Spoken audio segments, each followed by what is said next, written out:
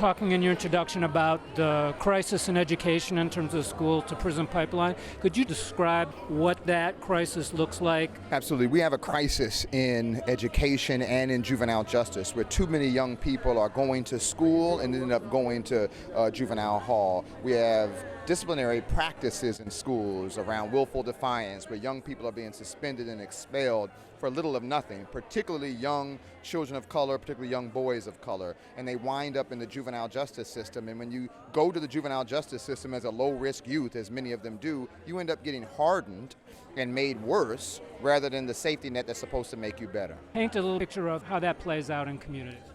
Certainly. You take Oakland, where black boys, less than half of black boys who enter the 9th grade graduate 4 years later. That's a crisis. They're dropping out. They're going into the juvenile justice system. In Alameda County, the population is only 13% black, but half of all the youth in the juvenile justice system in the county are black. That's a crisis, and we can't have a throwaway population. Latino boys are disproportionately represented in the system. Black boys are exceptionally disproportionately represented in the system, and this is a crisis that must come to the level of a state of emergency. We've seen improvements over the last few years. We have a long way to go.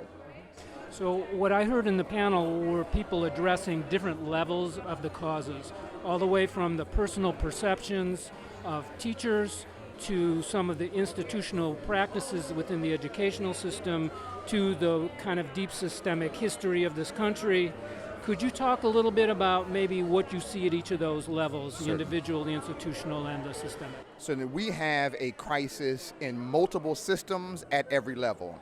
In the family, we have families who are suffering from concentrated poverty, who are struggling to stay intact as a family. That causes challenges. And then in the community, this community that's supposed to be a village to take up where the family might be challenged is making it worse. Our families and our communities are toxic. And then the safety nets, the juvenile justice system, the child welfare system are not making it better, it's making it worse. The schools, which should be a place of refuge and development and education, are where young people go to and are being caught, getting in trouble, being kicked out of school, being put back into a community that's challenged. And so at all of these levels, we have problems. Instead of these safety nets in government and education, they're exacerbating the problem that we see in communities and in households.